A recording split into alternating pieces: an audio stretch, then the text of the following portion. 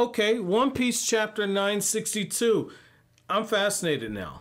Like, I was already drawn in by the flashback, but I'm genuinely fascinated now. Like, Oden got big dick energy on like levels that are breaking all types of charts right now, because Oden not only was keeping a journal and documenting everything that he's done, which I'll be very fascinated to know whether or not Momonosuke is going to be able to get a hold of those journals or whether or not those actually burned up. But, you know, Oden, as he was traveling across Wano, that's when he ended up meeting the people that would eventually become his vassals. And that's so interesting to see how each of them kind of started off. That was a very interesting thing to kind of see there. And it's just like, the more I see Kiku, the more I'm just like, I cannot believe Oda, after 900 something chapters, decided to do a trap.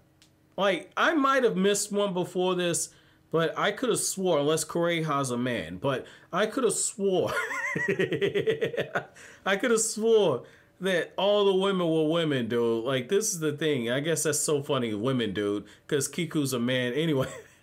But the thing is that what I find so interesting is you're in a situation now to where, as he's gone through and met all these people, and as he's gathered his forces and he's gotten recognition, and his own father has recognized his good deeds, and his father has made him the Daimyo over an entire region. It's one of those things where now all of a sudden he's on everybody's radar. And, you know, when things are going this good, typically that's when the fall happens. And that's what you see at the end of the chapter, where it's just like, oh, wow, we've never known peace like this before. And then you see those horns on those creatures that wash up on the shore. Then you find out that the former members of the Rocks Pirates, which, what the fuck, man? That's so crazy to believe that all these people are in the same crew together. Like, damn.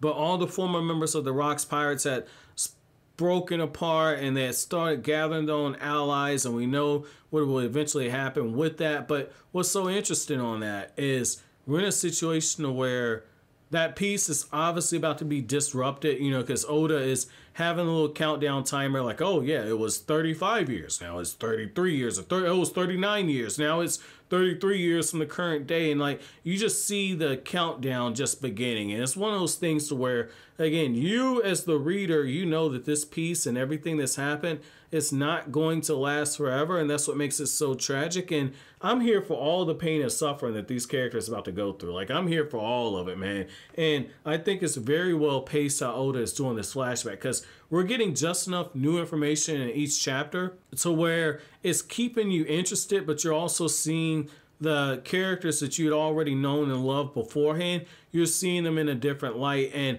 it's so heartbreaking, in my opinion, when you have this moment where Yasuie is looking over at Orochi, and you can believe that he's just sitting there saying, like, yeah, I don't know, maybe we should have listened to Oden and got rid of this dude. Because Orochi's like, yeah, you know, Oden stole the money.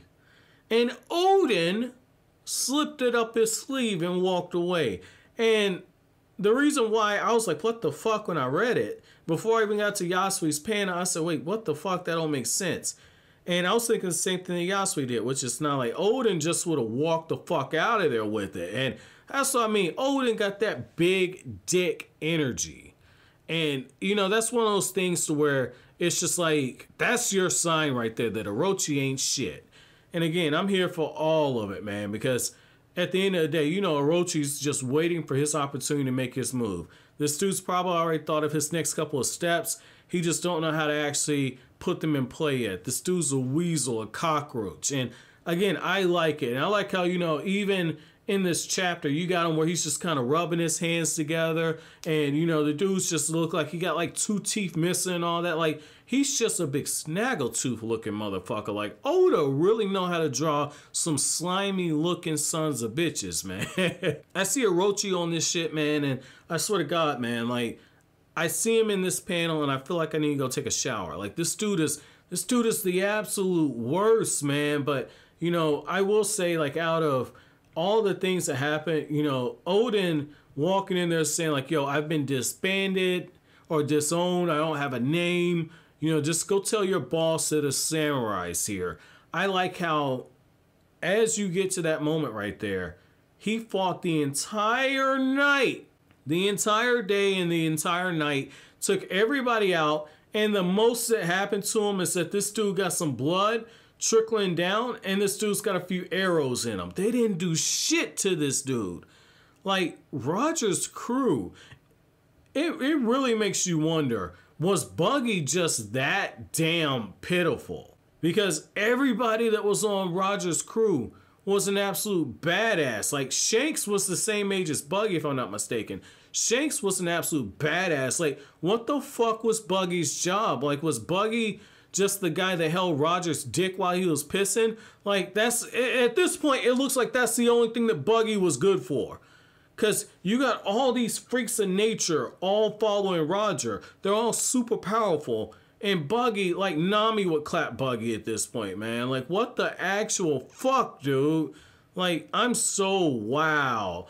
The more and more we find out about the people that was on Roger's crew, the more I just look at Buggy and say, like, damn, I really wonder if, you know, Buggy is just a victim of having been introduced so early on in the story that, you know, he needed to be scaled down in order to be somebody that Luffy could effectively take out. You know, somebody's like, well, you know, you saw Shanks in the very beginning. Yeah, but then Shanks went on a fucking, what's the thing where you go on those like 1,000-year journeys and everything, whatever the fuck that is, like that long ass journey that people take. Like, that's what the fuck Shanks went on, and Shanks just pops up and says, okay, let's end this war. It's like, oh shit, Shanks is a fucking warlord. Like, or Shanks is a fucking, and after all this time passes, Shanks just pops back up, and Shanks like, yo, everybody in this war. It's like, oh shit, Shanks is one of the Yonko, man. It's like, okay, back up a second, big dick energy going off. Like,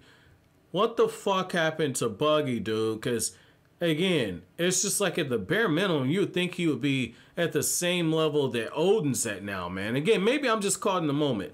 Maybe I'm caught in the moment. You know, maybe Oden can kick Shanks' ass now. I don't know. But, you know, I will say, though, overall, this is a really good flashback chapter. I was very impressed, again, with the pacing of it. My chapter question to you guys is, how would you rank the members of Roger's crew in their primes? So, in the case of Shanks, you would use current Shanks. How would you rank the members of Roger's crew in terms of power? Let me know down in the comment section, because I'm very interested to know where these characters match up. I need to know whether or not I'm disrespecting Buggy or not. Let me know down in the comment section below. But as always, guys, if you like anything I had to say, don't forget to comment, rate, subscribe, and share. Thank you so much for watching to the end. Have an awesome day, guys.